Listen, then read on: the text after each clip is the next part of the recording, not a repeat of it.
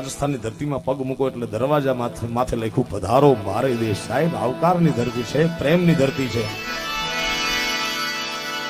અને ઈ રાજસ્થાનની ઈ મારવાડની કોઈ બાઈ હોય એમાં ફાટેલ તૂટેલ લુગડા પહેર્યા હોય, કોઈ સાજિંતર નહીં, કોઈ વાજિંતર નહીં, અંતરનો ભાવ અને પાહેર પિત્રના મંજીરા લઈ અને 12 બીજના ધણીની યાદ કરે. ખેમરા પણ કેમ